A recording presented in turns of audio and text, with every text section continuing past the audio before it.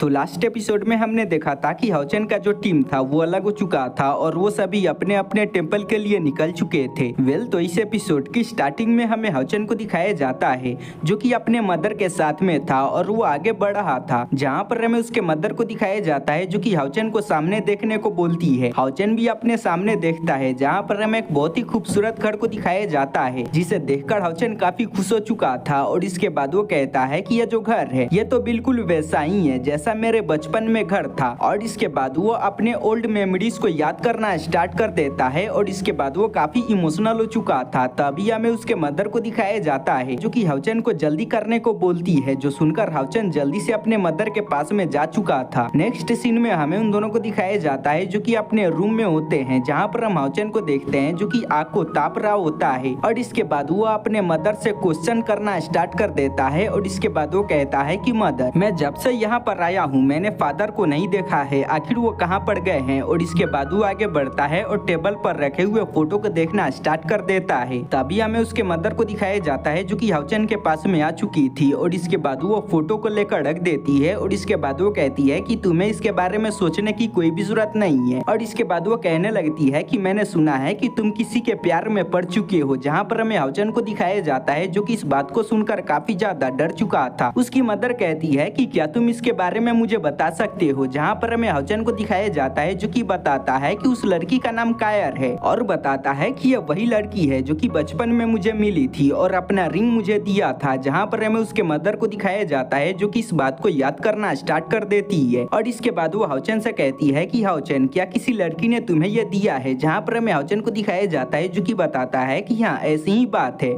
इसके बाद हम प्रेजेंट का सीन देखते हैं, जहाँ पर हमें उसके मदर को दिखाया जाता है जो कि हाउचेन से कहती है कि मुझे भी उस लड़की से मिलना है। हाउचेन कहता है कि आपको परेशान होने की कोई भी जरूरत नहीं है, मैं बहुत ही जल्दी उसको आपके पास में लेकर आऊंगा। और इसके बाद वो कहता है कि अगर आप उससे मिलोगी तो आपको वो काफी ज्यादा पसंद आएगी। और इसके बाद उन दोनों के बीच में बातें होना स्टार्ट हो जाती है। तो इसके बाद हमें अगले दिन का सीन दिखाया जाता है, जहाँ पर हमें हाउचेन को दिखाया जाता है जो कि घर से बाहर आ चुका था, जहाँ पर हमें उसके ग्रैंडफादर को दिखाया जाता है जो कि उसको लेने के लिए आए होते हैं। और इसके बाद वो हाउचेन से कहते हैं कि हाउचेन, जल्दी से तुम्हें मेरे साथ में चलना चाहिए। पर तभी हमें हाउचेन को दिखाया जाता है जो कि अपने ग्रैंडफादर से कहता है कि मुझे आपसे कुछ बातें पूछनी है। और इसके बाद वो अपने फादर के बारे में पूछता है और इसके बाद वो कहता है कि जब से मैं यहाँ पर आया हूँ मेरे फादर मुझे नहीं दिखाई दिए हैं। मेरे फादर ने मुझसे कहा था कि जब मैं लेवल 7 पर चला जाऊंगा तो मैं उनसे मिलने के लिए आ सकता हूँ, तो आखिर वो मुझसे क्यों छुप रहे हैं। और बाकी बंदे भी मेरे फादर के बारे में बताने से बच रहे हैं। जहाँ पर हमें उसके ग्रैंडफादर को दिखाया जाता है जो कि हाउचेन को इसके बारे में बताना स्टार्ट कर देते हैं। और इसके बाद वो बताते हैं कि तुम्हारे जो फादर है वो काफी ज्यादा लंबे समय से गायब है, जिससे हाउचेन काफी परेशान हो चुका था। और इसके बाद वो स्टोरी के बारे में पूछता है, जहाँ पर हमें उसके ग्रैंडफादर को दिखाया जाता है जो कि उसे बताते हैं कि 7th डीमन गॉड और तुम्हारे फादर के बीच में एक बहुत ही बड़ी दुश्मनी है और 7 डीमन गॉड ने तुम्हारे फादर को खोज लिया था। और इसके बाद उन्होंने डिसाइड किया कि हम दोनों साथ में फाइट करेंगे, जब तक एक बंदा नहीं मर जाता है ये फाइट नहीं रुकेगा। जिसके बाद तुम्हारे फादर भी उसके साथ में फाइट करने के लिए जा चुके थे, पर वो टाइम पर वापस आया करते थे और तुम्हारे फादर को यहाँ पर वापस आए हुए पूरे 1 साल हो चुके हैं। इसके बाद तुम्हारे फादर का कोई भी खबर नहीं आया है, जिसकी वजह से हाउचेन काफी परेशान हो चुका था। वहीं पर हमें उसके मदर को दिखाया जाता है जो कि खिड़की से इन सभी चीजों को देख रही होती है। अगले सीन में हमें ग्रैंडफादर को दिखाया जाता है जो कि हाउचेन को लेकर एक जगह पर आ चुके थे, जहाँ पर हमें हाउचेन को दिखाया जाता है जो कि अपने ग्रैंडफादर से पूछता है कि ग्रैंडफादर, क्या मेरे फादर ठीक है। उसके ग्रैंडफादर कहते हैं कि तुम्हें परेशान होने की कोई भी जरूरत नहीं है। और इसके बाद वो बताते हैं कि जो यहाँ पर सील डिवाइन थ्रोन है वो सभी अपने यूजर से जुड़े हुए हैं, अगर कोई भी यूजर मारा जाता है तो उसका सील डिवाइन थ्रोन यहाँ से गायब हो जाएगा। और इसके बाद वो कहता है कि देखो वहाँ पर तुम्हारे फादर का सील डिवाइन थ्रोन है। इसके बाद वो मास्टर यांग के सील डिवाइन थ्रोन को भी देखता है और साथ ही अपने ग्रैंडफादर के सील डिवाइन थ्रोन को भी देखता है और उसको यकीन हो जाता है कि उसके फादर जिंदा है, जिसकी वजह से वो काफी ज्यादा खुश हो चुका था। वहीं पर हमें उसके ग्रैंडफादर को दिखाया जाता है जो कि उससे कहते हैं कि तुम्हें परेशान होने की कोई भी जरूरत नहीं है, मेरा जो बेटा है वो एक डिवाइन नाइट है, जिसकी वजह से उसको मारना इतना भी आसान नहीं है। तभी हमें उसके ग्रैंडफादर को दिखाया जाता है जो कि अपने पास से एक चीज को निकालते हैं और इसके बाद वो कहते हैं कि हाउचेन, ये जो चीज है इसको तुम्हारे फादर ने तुम्हारे लिए छोड़ा था। और इसके बाद हमें पास्ट का सीन दिखाया जाता है, जहाँ पर हमें उसके फादर को दिखाया जाता है जो कि मास्टर यांग के पास में आया था और और वो इस चीज को मास्टर यांग को देता है और इसके बाद वो कहता है कि मैं फादर के रूप में हाओचेन को लास्ट गिफ्ट यही दे सकता हूँ, और इसके बाद वो वहां से जा चुका था। तो नेक्स्ट सीन में हमें ग्रैंडफादर को दिखाया जाता है जो कि इसके बारे में हाओचेन को बताते हैं, और इसके बाद वो बताते हैं कि तुम्हारे जो फादर है उनकी जो सील डिवाइन थ्रोन है उसके पावर का कुछ हिस्सा इसके अंदर मौजूद है, तो अगर तुम इसका यूज करते हो तो तुम अपने फादर के सील डिवाइन थ्रोन का यूज कर पाओगे और उसके पावर का यूज कर पाओगे। हाओचेन इस बात को सुनकर काफी इमोशनल हो चुका था और इसके बाद वो अपने फादर के साथ में बिताए हुए पलों को याद करना स्टार्ट कर देता है, और इसके बाद वो उस एनर्जी को टच करता है जिससे उसके बॉडी के अंदर कुछ होना स्टार्ट हो जाती है और काफी ज्यादा पावर रिलीज होती है, जिससे ग्रैंडफादर भी काफी ज्यादा दूर जा चुके थे। तभी हमें हाओचेन को दिखाया जाता है जो कि फ्लोट करना स्टार्ट कर देता है। तभी वहां पर इटर्निटी और क्रिएशन का सील डिवाइन थ्रोन एक्टिवेट हो चुका था और वो अपने पावर को हाओचेन के अंदर डालना स्टार्ट कर देता है, जिससे वहां काफी ज्यादा पावर रिलीज होती है, जिसके बारे में सारे बंदों को भी पता चल चुका था। वहीं पर हमें ग्रैंडफादर को दिखाया जाता है जो कि इससे काफी हैरान हो चुके थे, और इसके बाद वो कहते हैं कि इसका तो कोई भी मालिक नहीं है, तो आखिर ये सील डिवाइन थ्रोन यहाँ पर अपीयर कैसे हो गया। और इसके बाद वो हाओचेन को देखना स्टार्ट कर देते हैं। तभी हमें हाओचेन को दिखाया जाता है जो कि एक अजीब से जगह पड़ा चुका था, जहाँ पर उसको अपने सामने एक सील डिवाइन थ्रोन दिखाई देती है जो कि इटर्निटी सील डिवाइन थ्रोन होती है, जिसको देखकर हाओचेन काफी हैरान हो चुका था। और इसके बाद वो कहता है कि जब मैंने मास्टर यांग के सील डिवाइन थ्रोन का यूज किया था तभी मैंने इस चीज को देखा था, और इसके बाद वो भागना स्टार्ट कर देता है ताकि वो इस सील डिवाइन थ्रोन को पा सके। पर तभी अचानक से उसके हाथ पर एक मार्क अपीयर हो जाती है और वो वहां से वापस आ चुका था, जहाँ पर हमें उसके ग्रैंडफादर को दिखाया जाता है जो कि हाओचेन से पूछते हैं कि हाओचेन क्या तुम इसको एक्टिवेट कर सकती हो, जहाँ पर हमें हाओचेन को दिखाया जाता है जो कि बताता है कि हाँ मैं इसको एक्टिवेट कर सकता हूँ। और इसके बाद वो बताता है कि जब मैं इसको पाने के लिए इसके पास में जा रहा था तो अचानक से मैं गायब हो गया, मैं दोबारा से फेल हो चुका हूँ, जहाँ पर हमें उसके ग्रैंडफादर को दिखाया जाता है जो कि उसे कहते हैं कि तुम्हें परेशान होने की कोई भी जरूरत नहीं है क्योंकि सील डिवाइन थ्रोन को पाना इतना भी आसान नहीं है। और इसके बाद वो कहते हैं कि जब तुम लेवल 9 पर चले जाओगे उसके बाद तुम्हारे लिए यहाँ पर एक टेस्ट होगा, अगर तुम उस टेस्ट में पास हो जाते हो तो तुम सील डिवाइन थ्रोन को पा सकते हो, क्योंकि उसी के बाद तुमको सील डिवाइन थ्रोन अपना मालिक मानेगा। जहाँ पर हम हाओचेन को देखते हैं जो कि इस बात को सुनकर काफी हैरान हो चुका था। तभी हमें उसके ग्रैंडफादर को दिखाया जाता है जो कि उसे कहते हैं कि तुम्हें किसी भी हालत में सील डिवाइन थ्रोन को पाना होगा, क्योंकि जो डीमंस है वो लगातार हम पर अटैक करते जा रहे हैं और लगातार हमारी पावर कम होती जा रही है। तो अगर तुम सील डिवाइन थ्रोन को पा लेते हो तो इसकी वजह से हमारे जीतने के चांसेस थोड़ा सा बढ़ जाएंगे। हाओचेन कहता है कि ग्रैंडफादर आपको परेशान होने की कोई भी जरूरत नहीं है, मैं बहुत ही जल्दी सील डिवाइन थ्रोन को पा लूंगा। तभी हमें उसके ग्रैंडफादर को दिखाया जाता है जो कि कहते हैं कि वेल अभी तो कुछ खास बात नहीं है, क्योंकि जो डीमंस है वो हम पर बल्क तरीके से अटैक नहीं कर रहे हैं, बस उनके क्षेत्र में जो भी डीमन हंटिंग ग्रुप है वो उन पर अटैक कर रहे हैं और वो उन सभी को मार रहे हैं। और इसके बाद वो कहते हैं कि हाओचेन तुम्हें परेशान होने की कोई भी जरूरत नहीं है, मैं बहुत ही जल्दी तुम्हारे फादर को खोजने के लिए निकलूंगा, तो तुम जाकर आराम करो, क्योंकि कल तुम्हें फैंटेसी केव के अंदर जाना है जहाँ पर तुम्हें 1 साल के लिए कल्टीवेशन करना होगा। अगले सीन में हम हाओचेन को देखते हैं जो कि अपने मदर से मिलने के लिए आया था, और इसके बाद वो अपने मदर से मिलने के बाद हान के साथ में वहां से निकल चुका था। नेक्स्ट सीन में हमें उन दोनों को दिखाया जाता है जो कि फैंटेसी केव के अंदर आ चुके थे, जहाँ पर कमांडर पहले से ही मौजूद होते हैं, जो कि हाओचेन और हान को बताते हैं कि तुम्हारे साथ में एक और बंदा जाने वाला है, जिससे वो दोनों काफी हैरान हो चुके थे। और इसके बाद वो कहते हैं कि आखिर वो बंदा कौन है। तभी हमें यांग वेंग झाओ को दिखाया जाता है जो कि वहाँ पड़ा चुका था, जिसे देखकर हाओचेन काफी हैरान हो चुका था। और इसके बाद वो कहता है कि यान वेंग झाओ आखिर तुम यहाँ पर क्या कर रहे हो। और इसी के साथ में ये सीन यहीं पे कट चुका था। तो नेक्स्ट सीन में हमें उन तीनों को दिखाया जाता है जो कि गुफा के अंदर जा रहे होते हैं, जहाँ पर हमें यान वेंग झाओ को दिखाया जाता है जो कि उन दोनों से बात कर रहा होता है। और इसके बाद वो उनके हालत के बारे में पूछता है। हान इस बात से काफी हैरान हो चुका था। और इसके बाद वो कहता है कि आखिर तुमको कब से हमारी फिक्र होने लगी।